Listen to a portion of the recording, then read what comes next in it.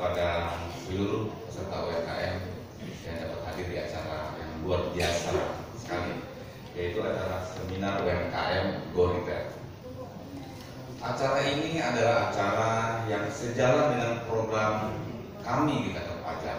Kita ada namanya BDS, Business Development Service. Ini adalah acara yang sekitar 5 tahun kita lakukan, Pak. Kita lakukan khusus untuk WP UMKM.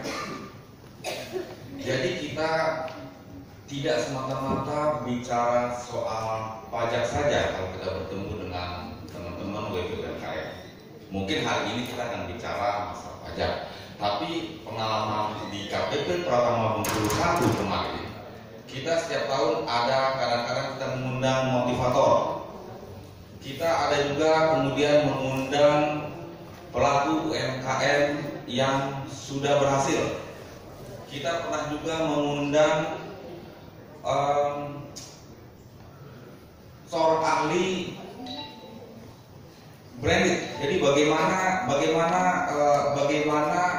merek itu bisa dikenal publik. Kita pernah undang itu.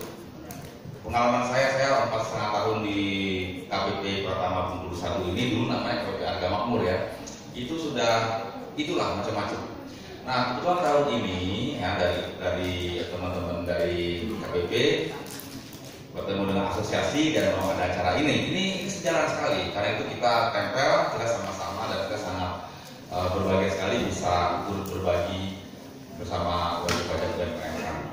Bapak Ibu yang kami hormati, kenapa UMKM menjadi perhatian dari kantor pajak? Karena ini 97% itu menyerap tenaga kerja kita, dan juga ada perputaran uang sekitar 61% dari PDB, 8.500 triliun, itu besar sekali, berputar-putar di situ. Nah, kantor pajak, pemerintah, khususnya kantor pajak tentunya menjaga jangan sampai potensi yang besar ini hancur atau tidak terarah. Kita harapkan bagaimana UMKM ini kemudian turut eksis dan kemudian mengeskalasi dirinya dari yang mikro menjadi kecil, menjadi menengah, dan bahkan ada dari UMKM yang tumbuh besar. Kenapa tidak? Dari sini juga akan muncul salah satunya. Karena yang besar itu pun juga asalnya dari yang kecil. Nah, karena itulah tadi seperti yang saya sampaikan di awal, kita tidak hanya berbicara pajak, kadang-kadang kita justru kalau orang lihat barangkali apa hubungannya ya, kantor pajak kok menghadirkan motivator, menghadirkan success story orang-orang yang sudah berhasil. Itu gunanya memotivasi dari Bapak Ibu semua yang ada di sini. Kemudian juga kami tentu saja sangat senang sekali bertemu dengan Bapak Ibu semua di sini, dan saya juga ada satu hal yang ingin saya sampaikan kepada Bapak Ibu, bahwa pada saat ini yang hadir dari kantor pajak adalah teman-teman pegawai fungsional penyuluh pajak. Jadi mereka ini sudah ahlinya dalam menyuluh pajak, karena mereka sehari-hari sebagai penyuluh pajak. Tolong Bapak Ibu manfaatkan kesempatan ini. Tadi Pak Ketua Asosiasi bilang bisa belajar. Welcome Pak, silakan hubungi kita, mau buka kelas pajak, silakan. Tadi saya tawarkan Zoom saja. Oh, mungkin susah ya Zoom ya Pak ya. Kadang-kadang ada lagi masak, lagi bagaimana, waktunya ketemu. Oke, mungkin per 10 orang, per 15 kita bicarakan. Silakan belajar pajak. Jangan sampai Bapak Ibu tidak tahu atau mengabaikan pajak. Ini yang kita hindari. Jangan sampai Bapak Ibu. Karena pajak ini sebenarnya tidak banyak kok yang kami kutip dari Bapak Ibu semua. Hanya sedikit. Tapi karena ada pengabaian, barangkali nggak sengaja, nggak mau tahu apalagi. Kemudian yang sedikit ini membesar. Akhirnya pada satu titik harus dibayar. Ini akumulasinya sudah besar sekali dan ada sanksi lagi. Nah, pajak seperti ini kemudian menjadi memberatkan. Lalu bicaralah kita, ini pajak ini kok bukannya membina kami, malah membinasakan kami. Nah, jangan sampai seperti itu. Karena pada prakteknya memang ada sikap-sikap pengabaian karena merasa kami ini cuma punya penghasilan kecil. Emang kami bayar pajak? Bapak Ibu, pajak itu adalah kewajiban kita dan niscayaan. Pasti semua orang bayar pajak, apalagi yang berusaha. Kalau kecil, pajaknya kecil. Kalau besar, pajaknya besar, proporsional.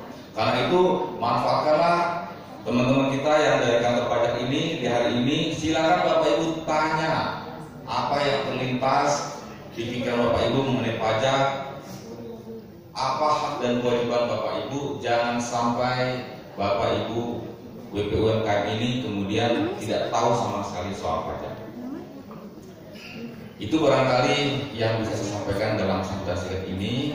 Kemudian saya ada titip juga dari kantor bahwa sebagai informasi kami Pak dari Pak Wakil Gubernur, juga dari Pak Dina saya kemudian dari asosiasi dan teman-teman semua, kami sampaikan bahwa KPP Pratama Bengkulu 1 ini sudah meraih namanya zona integritas WBK, itu wilayah bebas korupsi tingkat nasional.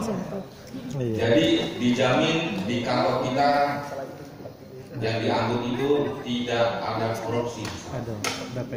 Bisa dijamin. Kalau Bapak Ibu ada yang dimintai uang, misalnya pelayanannya minta uang, jangan ragu-ragu laporkan kepada kita, baik di saluran resmi yang terpampang atau bicara saja salah satu dari kita bilang saya itu pasti selesai. Tidak ada. Kita suatu instansi yang meraih WBK tidak main-main, karena itu melalui proses seleksi yang ketat tingkat nasional. Mungkin dari dinas tahu Pak ya WBK seperti apa.